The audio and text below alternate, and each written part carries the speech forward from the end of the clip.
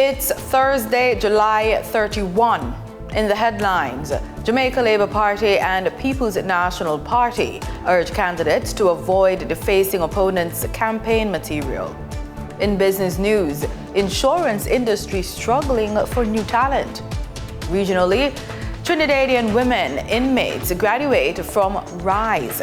And in sports, Romelda Aiken-George announces retirement ahead of Super Netball Grand Final. This is the news on PBC Jamaica. I'm Simone Absalom Gale.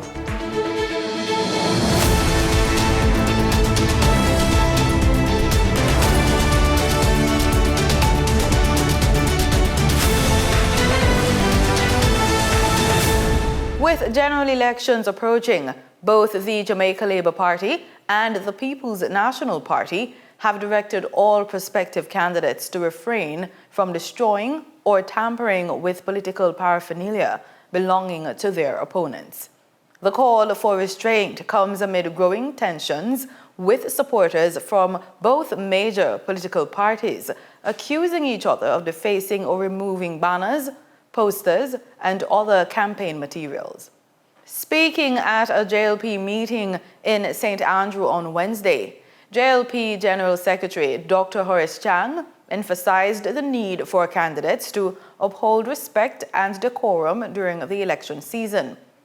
He adds that JLP candidates have also been cautioned against the use of abusive language, whether directed at political opponents or members of the public. The directives follow a meeting between senior officials of the JLP and PNP and the Electoral Commission of Jamaica, the ECJ, as preparations intensify for the upcoming polls. The Court of Appeal is closed temporarily following a fire on Wednesday morning, which caused significant damage to the building's electrical system. The blaze, which broke out at the rear of the courthouse on Peters Lane in downtown Kingston, began in an area where garbage had accumulated and which is known to be frequented by homeless individuals at night. According to the judiciary, while the building sustained no major structural damage and all court records remain intact, the compromised electrical infrastructure necessitated the temporary closure. Jamaicans are invited to attend Redemption Fest at the Emancipation Park tomorrow, August 1. The event is set to be a vibrant celebration of freedom, culture, and community. It will be showcasing Jamaican culture, including a vintage exhibition by the Public Broadcasting Corporation of Jamaica, which will culminate with a grand concert starting at 7 p.m. In the day, we're going to have a vendor village, food, craft, art, jewelry, clothing, perfumes. We have a kiddies village for all the kids. We have a pre-show with some upcoming artists that's going to start at about 5:30. We have the Festival Queen, 2025 Festival Queen finalist going to make an appearance.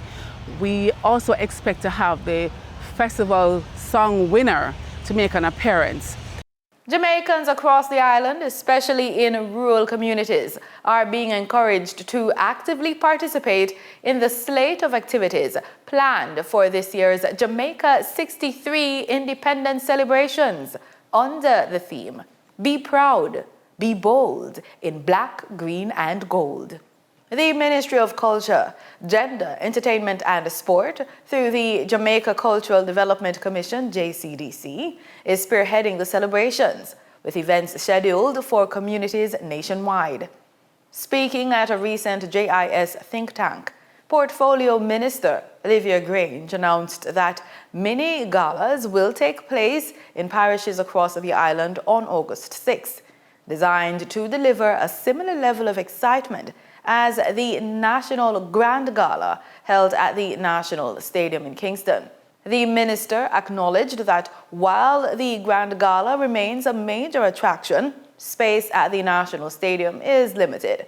She therefore encouraged residents in rural parishes to attend and enjoy their local celebrations instead of traveling to Kingston. On the 31st of July, we have what we call Emancipation Jubilee. And this is the eve we celebrate the anniversary of the eve of our emancipation from slavery. So July 31, everybody heads to Seville Heritage Park in St. Anne, where the four cultures meet: Taino, the African, the Spanish, and the English. And there we have talent from all over the island. And then we have a series of activities during the week leading up to the 6th of August. We have the coronation of the Miss Jamaica Festival Queen at the National Indoor Sports Center on August 2nd. And then we will have Melagaround, which is a very, very popular display of a potpourri of our performing arts with talent drawn from all over the island. The big day, August 6th, in the National Stadium, and you can imagine the beauty, all the colors, the lighting, the spectacular performances set on our new running track. Director of Community Cultural Development Services at the JCDC, Marjorie Layden-Curtin, says the Commission is committed to taking independence celebrations into the heart of communities across Jamaica. This year we're overly excited because we're improving on the street dances that we do. Every year we do our street dances, town capitals and so on. But this year we are going deeper and reaching as many as ministers indicated. We have like 800 communities. We may not reach all 800, but we definitely will be spreading and taking our celebrations to many of the communities. The Jamaica 63 Independence celebrations promise a vibrant display of culture, unity, and patriotism, bringing the spirit of the festival to every corner of the island. There are many entrepreneurs who started off working for others before branching off to pursue their own business. In this episode of Young Bosses, we meet Chef Trishana McMain, who is living her dream, pursuing her passion of cooking for others while working for another kitchen. And she's a boss there as well.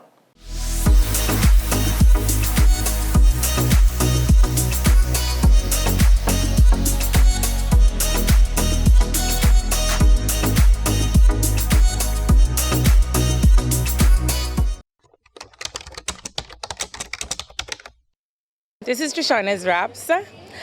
We started a little bit before COVID, and then after COVID, we just branch out to start doing pop-ups. So I normally do lunch, so lunch menus, catering, and stuff like that.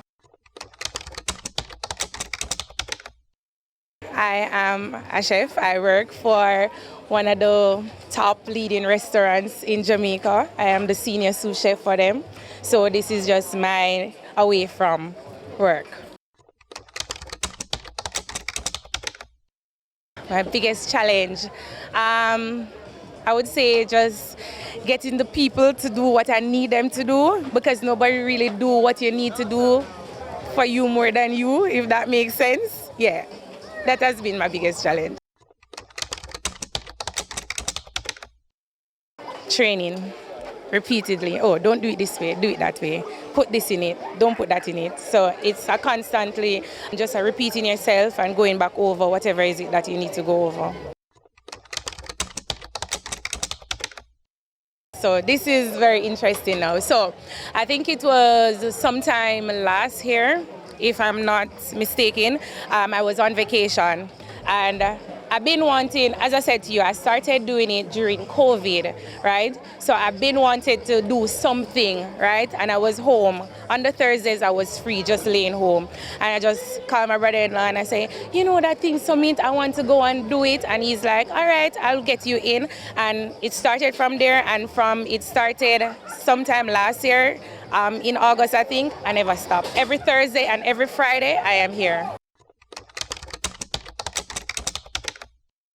It has been good. The exposure is really good because as a chef, you want to be out there and you want your name to go out there and you want people to know about you. So it has been good. And this is where I get the exposure, the big exposure.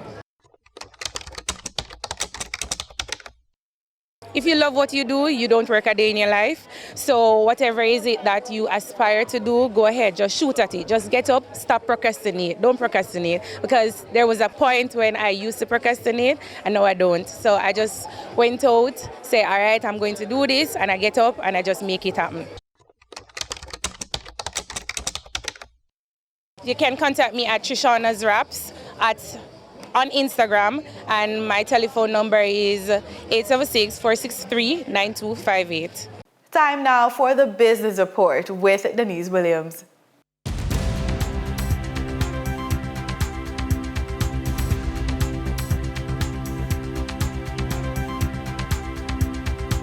Welcome to today's business report.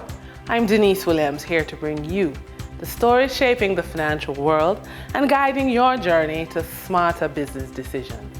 Let's dive into the top headlines. Corporate results are out, and companies listed on the Jamaica Stock Exchange reported a mixed bag of financial results for their most recent quarter. Caribbean Cement Company Limited for the 6 months ending June 30, 2025 reports a 41% decline in 6 months net profit. JetCon Corporation generated net profit of $33.1 million and revenues of $227 million for the second quarter of this year. Jamaican Teas recorded a net profit of $120.1 million on a 16% spike in revenues to $894 million during the 9-month period ending June 30. Kaluk Richard, Vice President of the General Insurance Association of Jamaica, says the sector is struggling to attract new talent, while stressing that most of the professionals currently work in the field and did not pursue formal insurance studies.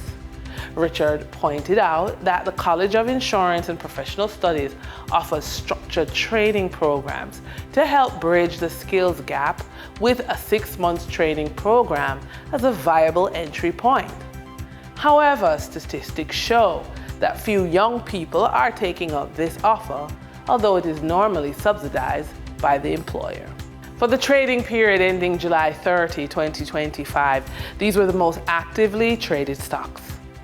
Investment company Sagicor Select Funds Limited Financial with 11,251,569 units traded, representing 14.63% of market sales volume. Coffee distributor Salada Foods Jamaica Limited with 6,365,202 units traded, representing 8.28% of market sales volume. Toll road operator Trans Jamaica Highway Limited with 5,495,400 units traded, representing 7.14% of market sales volume. We now shift our focus to the forex market rate set by the Bank of Jamaica.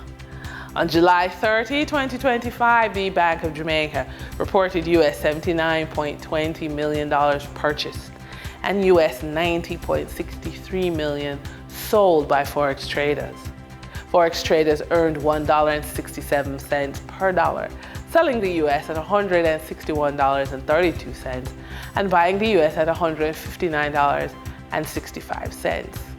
The Canadian dollar netted forex traders $1.92 per transaction, with selling at $116.39 and buying at $114.47.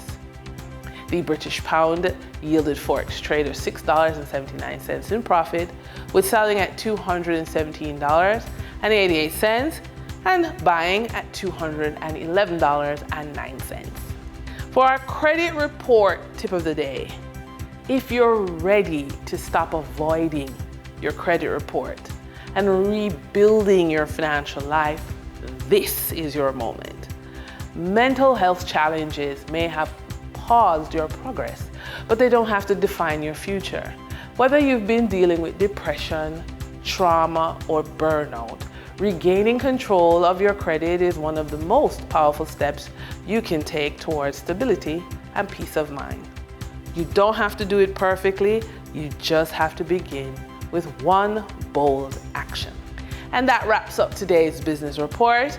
I'm Denise Williams, reminding you that every financial decision is a step toward your future. Until next time, stay focused, stay informed, and keep striving for success. See you soon. In regional news, in Trinidad and Tobago, female inmates who participated in the Reintegration Support Empowerment Project, RISE, graduated this week, showcasing their skills in garment making, jewelry design, and personal development. The 4-month-long initiative launched in April, and it aims to equip incarcerated women with tools for self-expression, rehabilitation, and future reintegration into society. TTT's Anna Carter has more details in this report. The Reintegration Support Empowerment Project, or RISE, is a 4-month program that empowers women by providing them with skills in jewelry making, garment construction, and reconstruction. At their graduation on Wednesday, the female inmates had the opportunity to display the fruits of their labor in a fashion show. Superintendent of Prisons, Women's Prison, Michelle Tobias, said she saw the growth in the participants throughout the program. After many weeks of dedication by our external stakeholders and officers of the Women's Prison, it can be seen where the dedication, encouragement by the inmates took center stage. I believe the mandate was achieved since one can visibly see during the program creativity, self-expression, dedication, and enthusiasm was exhibited by the women. Minister of the People, Social Development and Family Services, Vandana Mohit, was in high praise of the program, noting that this gives them the chance to be seen, heard, and believed in. This project has created an opportunity for incarcerated women and girls to reflect, to heal, and most importantly, to grow. Many of these women have faced extraordinary challenges, some circumstances beyond their control. This program gave them a chance to overcome those challenges. Highlighting that the training received is not just skills, but tools for self-discovery and self-empowerment, Minister Mohit assured that the program will continue. We are committed to investing in social programs that reach all segments of our population, including those behind prison walls. Too often, incarceration leads to invisibility. But we must remember that the women and girls in our prison system are not outside the scope of social development. They are part of our national community, and they deserve attention, they deserve our support, and they deserve our investment. The women also engaged in art therapy, health and wellness, trauma therapy, life skills training, and career development awareness. The program started in April 2025, exploring the theme, Who Am I? Ayana Carter, TTT News. 15 students are now officially Belize Bank scholars, gaining more than just financial support. At the bank's 13th annual scholarship ceremony, 10 high schoolers and 5 sixth form students were awarded full scholarships and paired with mentors, reinforcing the bank's commitment to education, innovation, and youth development beyond the classroom. GBM's Tanya Arcio has more details in this story. At the bank's 13th annual scholarship ceremony, 10 high schoolers and 5 sixth form students were awarded full scholarships from a pool of 175 applicants. One standout student made history by earning the scholarship at both levels. Each student is paired with a mentor from the bank, offering guidance and support beyond the classroom. Executive Chairman Filippo Alario reminded the scholars that success today takes more than good grades. It takes curiosity, adaptability, and digital smarts. The technologies of tomorrow are here today, and guess what? You're going to be part of the next generation that is going to drive that technology. So I urge you to be curious, stay adaptable, embrace the unfamiliar. Whether you're studying business, engineering, medicine, or arts, you need to make sure that you know how technology touches everything. For me, I started learning many years ago, and I continue to learn every single day. And I find that I need to continue to learn faster and faster and faster to keep up. Minister of State Ramon Cervantes applauded Belize Bank's long-standing commitment to student development. He reminded the scholarship recipients that their achievement is not only a celebration of personal potential, but a call to embrace responsibility, stay rooted in their values, and use education to uplift others and build a stronger Belize. And this year, they are awarding 10 high school scholarships and 5 for sixth form. And you continue to demonstrate that access to education must never be determined by circumstances alone, but instead, education is the primary tool to transform adverse circumstances into opportunities for success. Your consistent investment in our students shows the true meaning of corporate social responsibility. You are not just building a business, but you are also helping to build a nation. CEO Alario outlined how the scholarship recipients are chosen, noting that selection is based on both academic excellence and financial need. He emphasized that each application is carefully reviewed, ensuring that the program continues to uplift students who show promise and perseverance. So the criteria to get into the scholarship, anybody can apply, and it's really a mix of academic and merit. So we try to have the bright students and push them through the next level, and also those who actually need it. We have a committee in the bank that looks at all the applications. It is a very, very difficult job to just select a small number. We had over 180 applications this year. Joshua Smith, a scholarship recipient from Orange Walk, expressed his excitement and gratitude. He shared what receiving the scholarship means to him and how it motivates him to work even harder toward his goals. I'm going to Muffles College right now, and I feel excited to be one of the chosen recipients because it's only a chosen few, and I'm glad to be a part of that chosen few. Belize Bank is doubling down on its commitment to education. As 15 new scholars begin their journey, the bank is already planning to expand with a sharper focus on sixth form students who often get left behind. Beyond the books, it's about building leaders. For News 5, I am Tanya Arceo. With tourism at the heart of St. Lucia's economy, but increasingly vulnerable to climate shocks and health crisis, officials are ramping up efforts to make the sector more resilient. A wide-ranging stakeholder consultation was held this week to chart a path forward, focusing on the development of a sectoral adaptation strategy and action plan for tourism. The goal? To ensure the industry can better withstand hurricanes, pandemics, and other growing threats brought on by climate change. More details in this report. A broad stakeholder consultation was held to discuss adaptation measures aimed at strengthening climate resilience within St. Lucia's tourism sector. Officials at the Sustainable Development Department noted that while tourism is a cornerstone of the economy, it remains susceptible to climate change, especially weather events. Health crises also pose a threat to the industry. Hurricanes is a phenomenon that we face. You know, it's something that is very real, and of course we know that the climate, those impacts of climate change is very real to tourism. COVID-19, we experienced how the industry came to a halt, and we know that the health-related risk as well, associated risk, can really interrupt the tourism sector. So it's important that we become proactive and develop measures to help the industry to become resilient.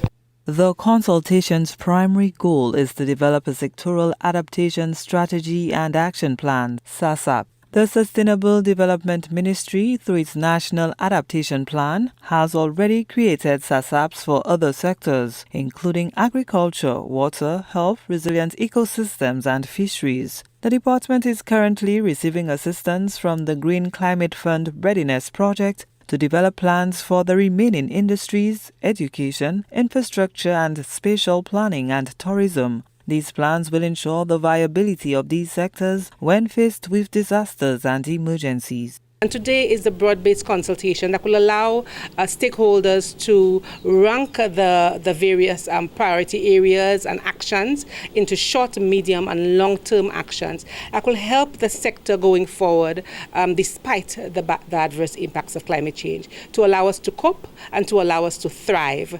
We know that recently we would have heard of funding being acquired in other sectors, like $10 million in the agriculture sector, and more recently $16.7 million in the fisheries sector, and that is coming out of these processes. In sports, we begin on the court with netball. Jamaican netball star Romelda Aiken-George has announced her retirement from professional netball, bringing an end to a trailblazing career that spanned nearly 2 decades. The 36-year-old Sunshine Girl made the announcement ahead of the Suncor Super Netball League Grand Final, marking a poignant close to her stellar playing days. With 245 appearances across both the Suncor Super Netball League and its predecessor, the ANZ Championship, Aiken-George retires as the most capped player in the league's history. Her decorated career includes 4 premiership titles and 3 league MVP awards. Now on to the pitch with cricket. A dejected but resolute Shea Hope has called for greater consistency and execution from his West Indies side after a crushing 5-0 T20 International Series defeat to Australia, which capped a winless run of 8 home matches against the visitors across all formats. Nasir Mohammed tells us more. It was Hope's first series as West Indies T20 captain, and the outcome could hardly have been worse. Yet in reflecting on the performance, the skipper pointed to key areas for improvement as the Caribbean side looks to regroup ahead of their next assignment against Pakistan. Just being a little bit more consistent in all 3 areas. We either started well with the bat and then faltered in the back end, or vice versa. And when you're playing against quality opposition like Australia, you got to make sure you put your better games together. Despite the series defeat, Hope remained philosophical. We're all human beings, you don't always get it right, but if you're playing against proper opposition like that, we really got to be a little bit more consistent in all 3 areas. But yeah, certainly, I would say we just have to be a little bit better and more ruthless when it comes to our all-round cricket. A recurrent theme in the post-series analysis was the team's inability to string together a complete performance, something Hope acknowledged candidly. As much as we pride ourselves in being a very strong team, and we certainly can compete with the best in the world, we've shown that. But if we're not putting the games together and the passages of play together more consistently, then we're going to always find ourselves behind the 8 ball. With no time to dwell on the disappointment, the West Indies shift their focus on the upcoming T20 International Series against Pakistan. Yeah, we got to put this series behind us, literally a quick turnover, so we got to put our focus into what we're going to do against the Pakistani opposition. We got our plans already. We're going to make sure that we focus in hard on them, and the biggest thing that they keep mentioning is execution. So as long as that execution is 10 times better, I'm sure we're going to win this series. The West Indies' next chapter under Hope's leadership begins soon. For now, the message is clear: learn, regroup, and respond. And that's it for the news on PBCJ. You can follow us on our social media platforms at PBCJamaica. Thanks for watching.